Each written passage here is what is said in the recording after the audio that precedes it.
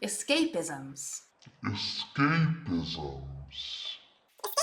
Escapisms are choices or behaviors or substances to escape from a discomfort within you, any form of a stress response, whether it's boredom, fear, anxiety, anger, frustration, feelings of low self-worth, or feelings of not being good enough or inadequacy. Those are all different forms of discomfort, aka a stress response. And the natural response when we have a stress response is to no longer want to feel the discomfort.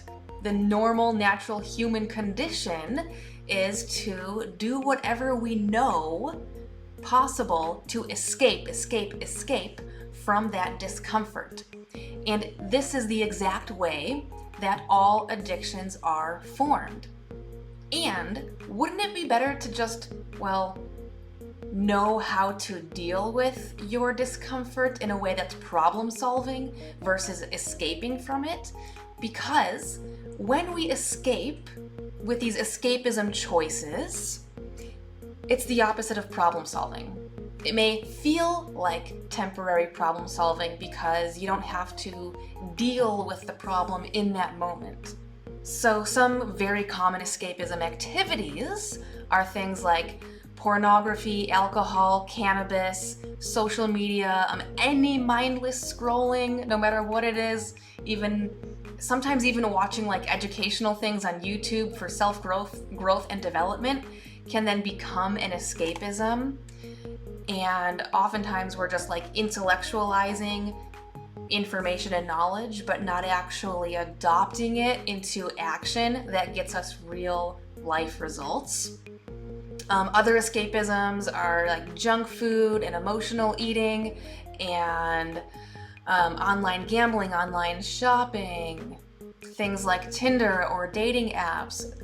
Those are very addictive, and oftentimes with the dating apps, when there's a twinge of feeling inadequate and the subconscious mind wants some external validation, then that's a very subconscious draw for that. Anytime that we get a moment of boredom is a form of discomfort. Boredom is uncomfortable 100% of the time. And how many times do people reflexively, without thinking, subconsciously reach for their phone? I have 10 seconds of not knowing what I'm going to do when I walk to the other side of the house or the building. Better reflexively add my phone so I dare not be stuck with my own thoughts because that's uncomfortable. Ooh, twinge of discomfort. Escape. Red lights, red alert, red flags. So obviously it can be very small, like reaching for your phone when you have 30 seconds of downtime or a couple minutes of downtime, or randomly walking to your refrigerator out of boredom to see if anything is new and different in there from 20 minutes ago when you looked. Maybe something will be more appealing this time around, or maybe a magic cupcake showed up that you could do escape with. So when it comes to escapisms, they are either numbing agents, and they numb you out to a degree so you're not as connected to the pain, the stress response, the discomfort, whatever it is. So obviously like alcohol is one of those, cannabis is one of those, and both of those will actually interrupt and prevent proper emotional processing, which means that whatever needs to get fixed or healed or resolved is a better word, it doesn't happen when you're under the influence of those substances. And what happens is then your subconscious mind doesn't forget about it.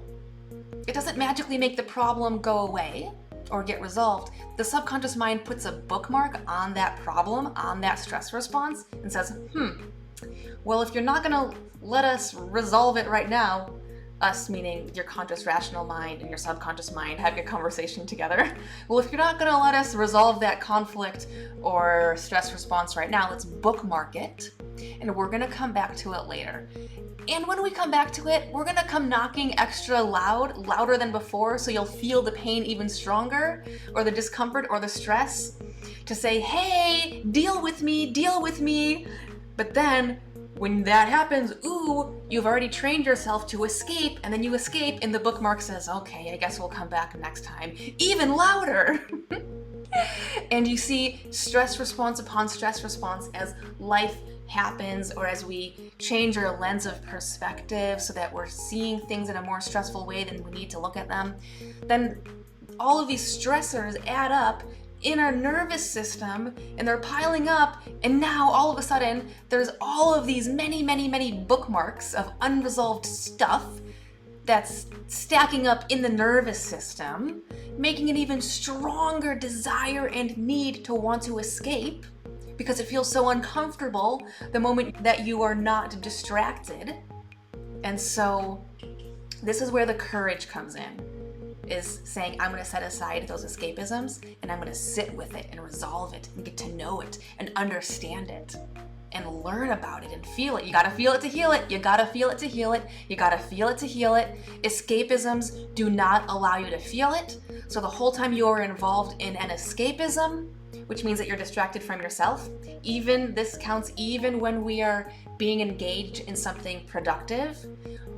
Workaholics, that's a very real thing. So we need to let the bookmarks surface, feel it fully to the depths of whatever they need to be felt as, and you will feel so much lighter on the other side. But it takes courage. It takes courage to allow those bookmarks to surface. And so I know I touched on the numbing agents, such as alcohol, cannabis, for example, of numbing out the pain, and the other type of addictive escapism, behavior or choice, gives such a dopamine spike and such a thrill. It's the thrilling, it's so thrilling, so exciting, so dopamine spiking. So the digital things are the most addictive possible. There's the formulas of when to receive a type of reward and what size and with what interval and frequency. Ooh, they have it down to a literal science to make it the most addictive as possible. And so these addictive, thrilling things serve as a distraction from the bookmark, from the pain, and it's a distraction from self, distraction from self, distraction from self. And the way to level up, heal, recover, be the best version of yourself is to stop distracting yourself from yourself. Stop numbing out from the pain, or stop thrilling out with the stop thrilling out with these addictive, cheap hits of dopamine. These are the low-hanging fruits of dopamine. The way that you want to go and experience dopamine, because dopamine's not a bad thing. It's a wonderful, amazing thing. We love it. I love dopamine. We want dopamine. We want it. But we want to earn it in the right ways, and we want to experience it in the right amounts. So earning it means effort, effort, effort, effort. For example, we've all heard of a runner's high. A runner's high is a very real thing. I mean, there's a lot of dopamine happening. There's a neurochemical concoction that makes a person feel high from the running experience. That was effort. Do you know how much effort it takes to go run? And then acquire and earn your dopamine. It's okay to go and get the same neurochemical fix as the escapisms, but we need to earn it through things like exercise, breath work, positive, healthy social interactions that for some of you may take a lot of courage. If you're a self-isolator, it's gonna probably take courage to go and get the neurochemical fix from a social activity. And if you're not used to it, it may take a while before it begins to really feel good. And that's okay. Lean into the courage and do that. And be very, very, very mindful of these dangerous, sneaky escapisms. The dangerous, sneaky escapisms are things like constantly being plugged in with your earbuds, like always listening to the news or always listening to that next like self-help, self-development podcast episode, or always reading the next self-help book, or always watching the next self-help YouTube video.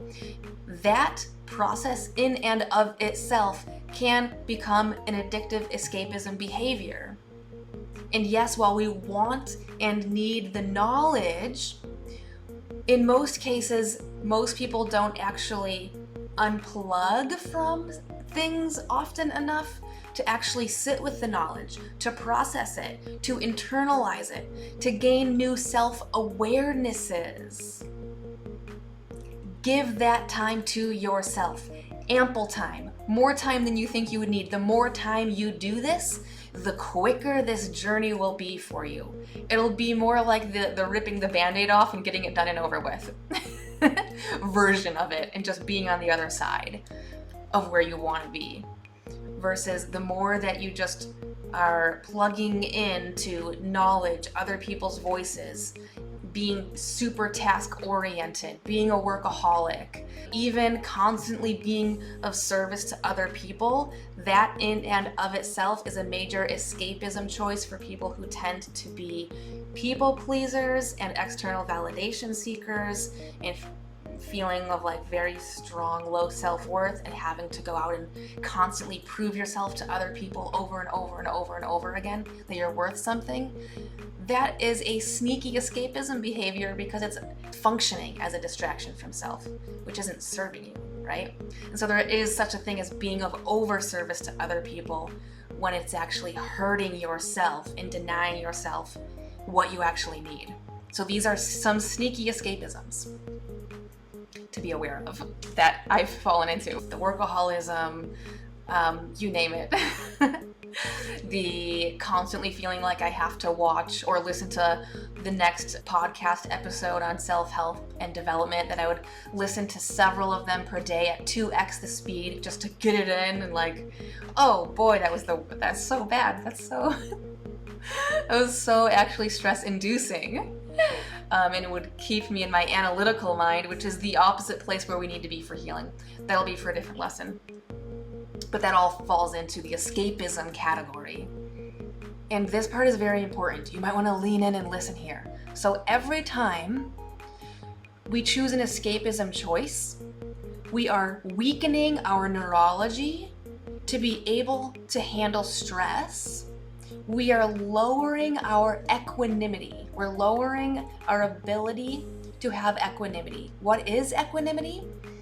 Equanimity is when stressors in life show up and you are able to react in a way where you're cool, calm, and collected. You're able to think in a very clear-headed and grounded way. You're able to lead yourself or lead others in a way that is the best possible way. Because when you're more grounded and activated in your parasympathetic nervous system more, you will make better choices. You will make better choices. The more stressed out you feel, then the more chaotic things are inside of your nervous system, and we tend to make choices that are not nearly as good as they could have been. When we are more grounded, we have that equanimity, then our ability for problem solving goes way up. So when we have a problem, because we're stressed out, or we feel stressed out, something feels not good, then there's a solution, right? And the more calm and grounded we keep ourselves through either breathwork, meditation, prayer, self-affirmations, self-hypnosis that I'm going to teach you. There's so many different things that you can do to help keep yourself grounded, and now your problem-solving abilities begin to skyrocket, and you make better choices, and you can actually begin to solve the problem. In addition, your courage skyrockets because you're not living in this chaotic way in the moment, or just in your life in general. And so you're able to live with courage and make better choices for yourself and any other people who might be involved. You're able to problem solve. You're able to engage in significantly better problem solving and critical thinking skills. Boy, wouldn't that be nice? But those of you who are always escaping, then you're never solving the problem. And then when you try to solve the problem, your nervous system isn't accustomed to being present with the problem, so your stress response skyrockets, and now you feel like you're stuck in a rut and can't solve a problem, and you just might feel lost, or like you're gonna make the wrong choices and you feel like you can't trust yourself. But we can train ourselves. We can always train ourselves, and no matter how stressed out we feel in the moment, there's 100% of the time, instead of choosing an escapism activity to like numb out or thrill out, you can do breathing strategies. You can begin to speak out loud in a slow and breathy way. Speaking that way is actually a type of breath work. Do this even if you're alone, or especially if you're alone, and you just need to ground yourself. Speak out loud the things that you're doing, no matter how silly it may sound. Things like, okay, I'm just going to walk over to the kitchen now, and I'm gonna start doing the dishes. And as I do the dishes, I'm just going to begin to think about this challenge and this problem in my life. And every time I rinse a dish, I visualize the problem being solved. So right there, that was just one little example that I just came up with on the fly. And there's an endless, limited supply of things that you can do like that, so that you gain equanimity in the moment, you feel more grounded, you are taking the steering wheel of where your nervous system and emotional response goes, and then you are feeling better, life is feeling easier.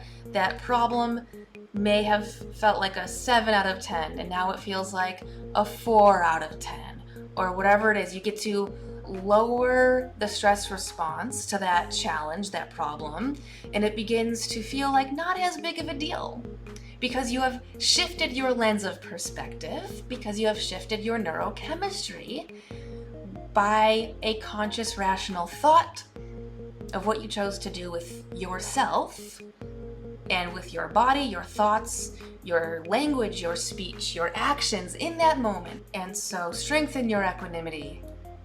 Strengthen your equanimity. Earn your dopamine. Shift your neurochemistry. Do all of those things instead of the old patterns of the past. The old patterns of the past, they were to say yes to the escapism choices, but you don't do that anymore. That's not who you are anymore. 100% of the time, you do have the control to do this. You do have the control to shift your breath, shift your voice, shift your perspective, shift your choice, shift your neurology, ground into it, breathe into it, pray into it, dance into it, meditate into it, journal into it, dishwash into it, go for a walk into it, play your joy music playlist into it. There are so many things that you can do. So many. And a majority of the time, you're gonna want those things to be where you are self-reliant, so that you can learn to ground yourself by yourself. And I will also add, occasionally, and you get to choose the frequency of what this looks like. Call a friend, call a family member, have a conversation with someone. You don't even have to mention the challenge or problem at all. You really don't. Just having the connection is going to be the more important part. And it's actually best if you don't call someone and vent. But you can call someone and enthusiastically share about your problem-solving steps of the challenge. That would be a good thing to do, but don't vent. Don't vent.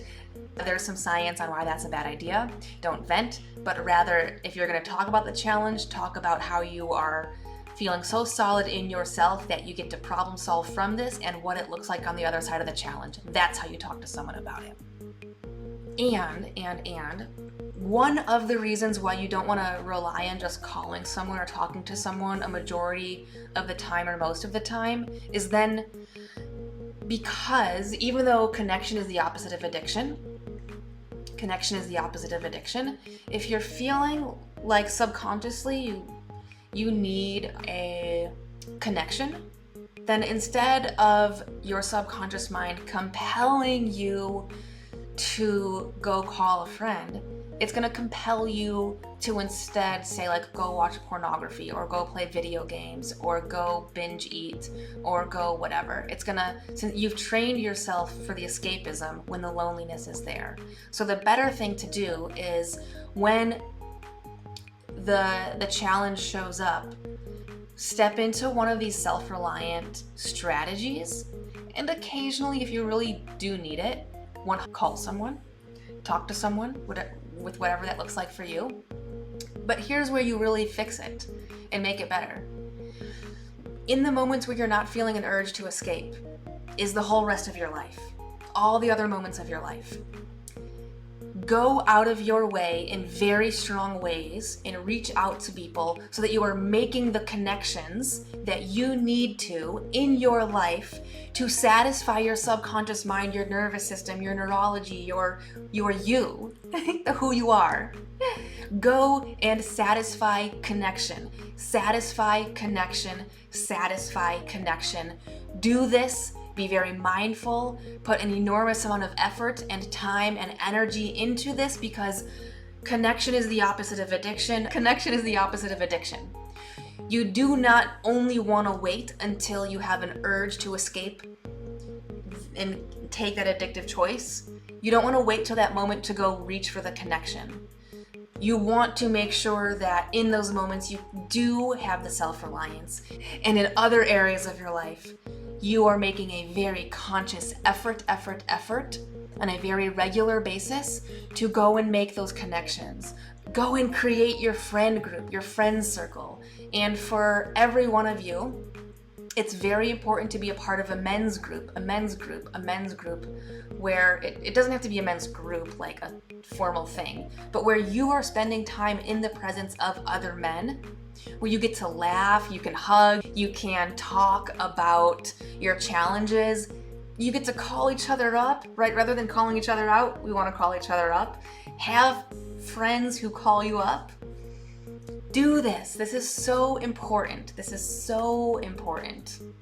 And have women in your life who get to provide female nurturing energy in a healing way. Maybe this is someone who's like a motherly figure to you, or it could be a romantic partner. It could be someone who has like a sister. It could be a sister, or it could be someone who has a sisterly feel to you.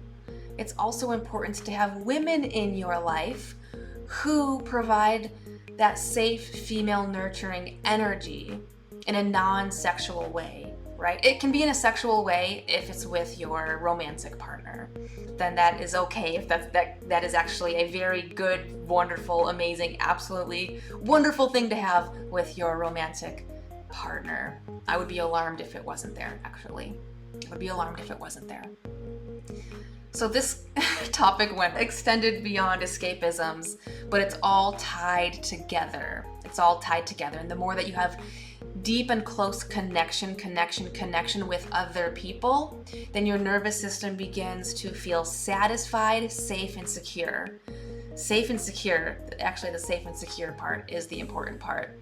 And it's also having people in our lives who know the real version of who we are without a mask, and without having to do all these people-pleasing behaviors, without having to hide all these parts of who we are. Because when we reveal who we are, and we are met with kindness, love, compassion, acceptance, but still having someone who is loving enough to challenge us to grow and heal and level up, right? When we have those people in our lives, then our nervous system, our subconscious mind, the little kid inside of us begins to heal and feel that safety and security, safety and security, safety and security. The more that we have that, the less we are compelled to go have those escapisms. The more that we feel safe and secure in our subconscious mind through the connections we have with other people and our elevated subconscious self-worth, your subconscious perception of worthiness has everything to do with this, then we no longer feel the need to escape. The subconscious drive and urge to escape goes away and it begins to diminish the more that we have that connection with people and elevated subconscious self-worth. So that is very much so tied into the escapism aspect here. And so connection with others, elevating self-worth, getting your earned dopamine through effort. Go and do something that might be a little bit challenging, but also fun. Like for me, that's rock climbing, for example, and then there's a good social thing in there. Or sit with your discomfort in an undistracted way. And even something like going on a run or a walk. Now you're neurochemically getting earned dopamine, but leave your earbuds at home and just sit with yourself or walk with yourself. Take a walk with yourself and go inward. Go inward. This is called introspection. It's an inspection of what's going on inside of you. And like I said earlier, the more time you spend in introspection, the quicker this journey will be for you. It's going to be more of like ripping the Band-Aid off. The question is, how quick will you choose to rip the Band-Aid off? And that's going to be how much time do you choose to not distract yourself from yourself. And then here's the thing, it's not just about the awareness, but we learn things about who we are, and then we take action on it. And then we take action on it. And we heal from it. We level up. We allow the light within us to begin to shine out. Okay, I just checked my notes. There was one thing I left out. Boredom. Boredom happens for two primary reasons. One, when you're bored, you have an intelligent mind and you are not challenging your intelligent mind. Your intelligent mind needs to be challenged. An intelligent mind that has gone unchallenged is a very unhappy, dissatisfied mind. How do you satisfy an intelligent mind? You give it the appropriate amount of challenge. You don't want so much challenge that you're just left with utter frustration, and you don't want the challenge to be so easy that you're still left with boredom.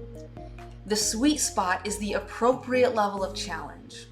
This can be through physical challenge, intellectual challenge, social challenge, learning a new language or instrument challenge, learning a new hobby, getting into woodworking, whatever it's going to be for you.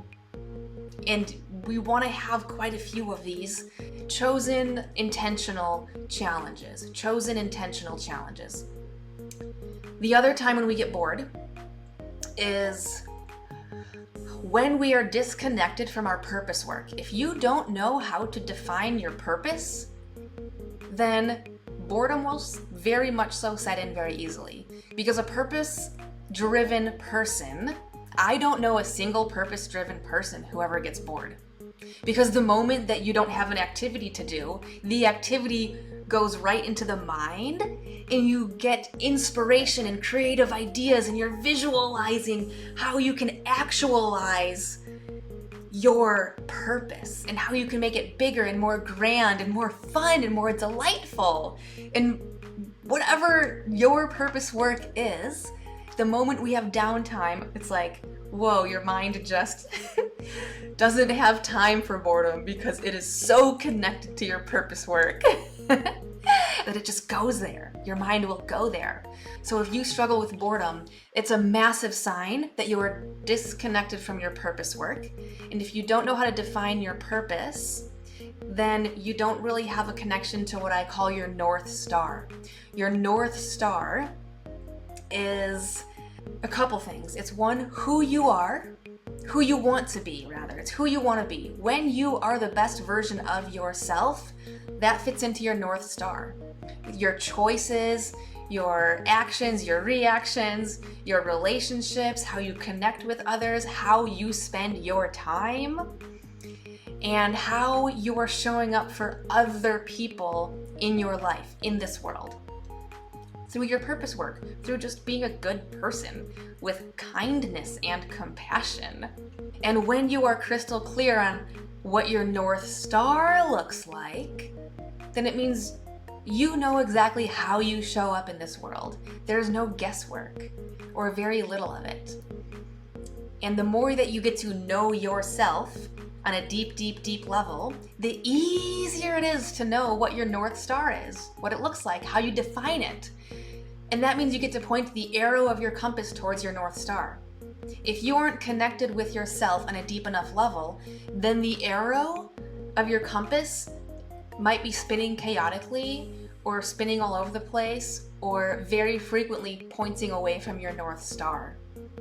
But the more you know yourself on a deep level, then you know what your purpose work looks like, you know how you want to show up in this world, you know how you want to treat others, and then you just do it, and you just keep the arrow of your compass pointed towards your North Star. And the more you know yourself, the easier this is. The easier it is. And you can't know yourself if you're always involved in some escapism, choice, or behavior, or substance, or activity that prevents you from having awareness of your North Star. So your arrow of your compass is always pointed in a direction that is dissatisfying. Wow, I said a lot more than I intended to for this escapism lesson. And you will hear me repeat many things multiple times here in this course because repetition strengthens neural pathways in the brain, and these are good things to hear many, many times. Okay, that's it for now. Signing off, and I will see you in the next lesson.